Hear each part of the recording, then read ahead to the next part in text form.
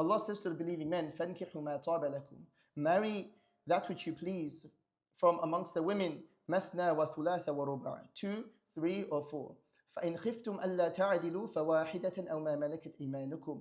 If you fear that you cannot be just, then marry one, أَوْ مَا مَلَكَتْ إِيمَانُكُمْ, or take that which your right hand possesses. ذَلِكَ أَدْنَى أَلَّا تَعُولُوا. This is better so that you are not unjust.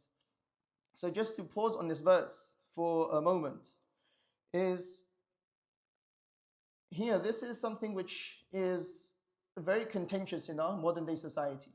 And this is something that's disbelieving in this, denying this, changing it away from how Allah intended it, takes a person to kufr. This is absolute disbelief. So as Muslims, we accept it, we say sami'na wa ata'na. We believe in it and we accept it. And we understand that Allah is Al-Hakim, Allah is the All-Wise. And whatever decisions that Allah makes for this ummah, because He has created this ummah, He knows the tendencies of men, He knows the tendencies of women, He knows us better than themselves. Whatever Allah has legislated for this ummah, we as Muslims who are submitting to His Sharia, we understand that He is all-wise, even if I do not understand it. And hence I accept these rulings. So one thing to understand here, when Islam came, when this verse came, فَانْكِحُوا مَا طَابَ لَكُمْ, marry 2, 3 and 4. The human race from the beginning, they were already marrying 3, 4, 5, 6, 7, 8, 9, 10, 11, 12, 40, 50, 60. That's what they were doing from the beginning.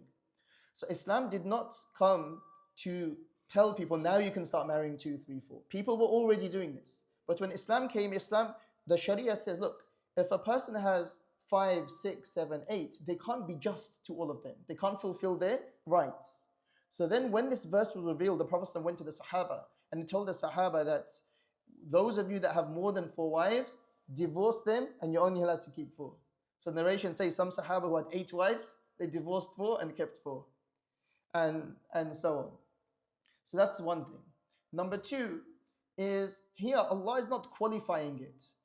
One rule is, if you deny one verse of the Qur'an, it takes you out of Islam. One verse. And this is one verse. And there's 2 ways you can say to deny it. One way to deny it is by saying, I don't believe in this anymore. Or this is wrong, it doesn't apply anymore. This is denying this verse, number 1. Number 2, another way to deny it is, change the way Allah has said it. So now you change the meaning.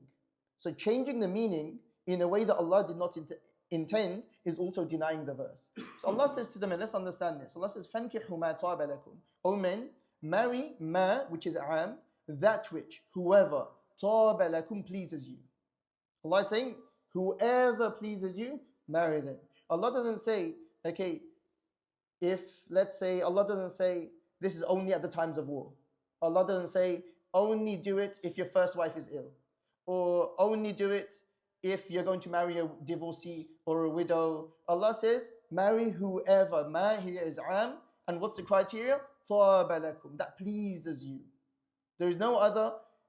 Allah is not saying you have to have a holy motivation or a very superior morality, that you only need to do it if it's to look after a divorcee with 5 children or an elderly who can't look after themselves and so on. Allah is saying, look, this is the tendency Allah has created in men and Allah has given them this. 2, 3 or 4. And فَإِنْ خِفْتُمْ أَلَّا تَعَدِلُوا. But if you cannot be just with 2, 3 or 4, then Allah says فَوَاحِدَةً أَوْ مَا مَلَكَتْ إِيمَانُكُمْ. Then marry 1. But again, now in order to reject this verse without rejecting this verse, then how do we do that? Let's say in my mind, I find this ruling disgusting, na'udhu billah, and I want to eradicate it. And I want to say, look, it's not applicable. But as a Muslim, I can't say this is wrong. So now what do I do next? So the next target is, Allah says, if you cannot be just, then marry 1. So now the easy way out for me is to now say, look, no one can be just anymore. No one can be just, only the Prophet can be just. Because how are you going to be exactly just? Giving, let's say, dividing every single second of your day equally, dividing every single penny equally, dividing every morsel of food equally. Now, does Allah require for us to have that level of justice? This you can analogize on, let's say, when you have children. When you have children, you need to be just between 2, 3, 4, 5, 6, 7 10, 20. There's no restriction. You need to be just on them. Just. This is the ruling of the Sharia. But is this justice that you need to be just in terms of your time every single second equally?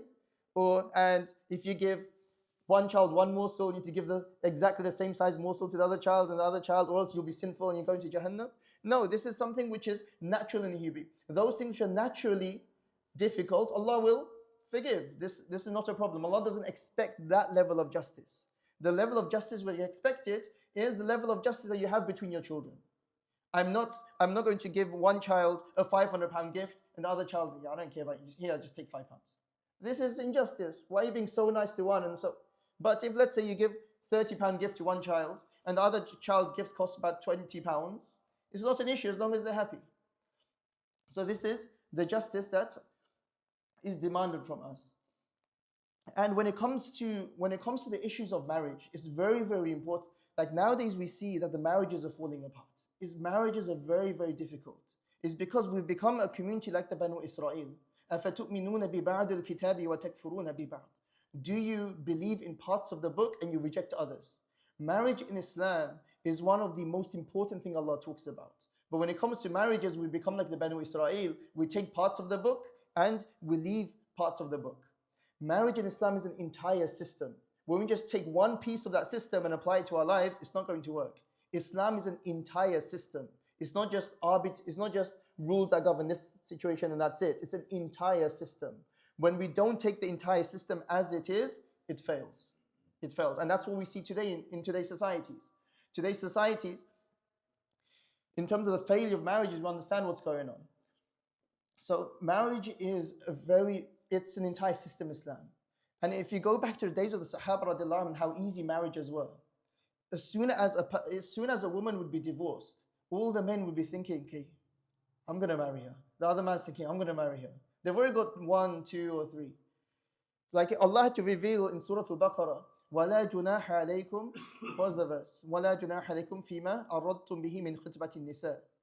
Basically, the situation was, when a man divorces his wife, she is still connected to her husband for the period of 3 menstrual cycles, which we call their iddah. In that period, he can even take her back without even renewing the marriage. He can just say, I want you back, and that's it. But the Sahaba, they didn't even wait for that long, for that 3 menstrual cycles. So Allah said, وَلَا جُنَاحَ عَلَيْكُمْ فِي مَا عَرَضْتُمْ بِهِ مِنْ خِطْبَةِ النِّسَاءِ. What's the next part? علم الله أنكم, is that it? علم الله أنكم ستذكرونهن ولكن لا تواعدوهن سرا. So basically Allah is saying that to the Sahaba, I know that soon as a woman is divorced, you're talking about marrying that woman. And Allah says, okay, there's nothing wrong with talking about it, but you must not send a proposal. Wait for the iddah to end, only then you can send a proposal. In the time of the Sahaba, marriages were very, very easy. Soon as a woman would be divorced, she'd have proposals from 10 other men. And that's it, she'd be married again to another good man. Today in our society, someone gets divorced, and many times, because of the taboo of marrying a divorcee, it's seen that she has to stay single for the rest of her life. If she has children, they grow up without a father, many a times. So now that woman's life is ruined, and the children, they grow up without a father figure, without a male presence in the house. And the male presence in the house is very, very important in terms of tarbiyah of the family, tarbiyah of the children, because a man brings certain qualities that a woman does not. So now, but if we were living in a time where Islamic mu'ashara is there, if a woman is divorced, then there'll be 5, 6, 7, 8 proposals already before her iddah period has even finished. Number 1. And number 2, in terms of good men who have taqwa of Allah, who have the taqwa of Allah, who have the fear of Allah, who are just, who follow the Qur'an and Sunnah as it is, those men are few. Now for me, so now what it is, if let's say we lived in a society where it was normal for a person to have 2, 3, and 4, would we rather give our daughter to a man who does not pray his salah, who is not just in his religion, who has bad akhlaq and character, or would we rather let her be maybe a co-wife, a second or a third, to a man who does establish justice, who can look after her, who will take her to Jannah, who will look after her deen? That's the other thing. As a community, or even as a father, I would not want my daughter to be under a marriage of a man who does not pray his salah, who cannot establish Islam in the home. I'd rather have her be a second to a man who will look after her religion, because his dunya is temporary. Number two. And number three, if this is something which is normalized in a society, then those men who are bad, who do not pray their salah, who do not establish the laws of Allah, who are bad in their character, who are abusive, they won't find anyone to marry, because the women in the community, they'd rather be a second or a third to the good men. So now there's competition there. You can't remain a bad person and get married because the women won't want you. They've got many other options available. And that's why, and number three, women don't need to be in their 30s and still looking to get married, in late 30s or in their 40s and still can't find anyone to get married. So this is something, this is the entire system of Islam when it comes to marriage. When we leave parts of the books of Allah and we take parts, then that's when it falls apart, because Allah has intended this to be an entire system.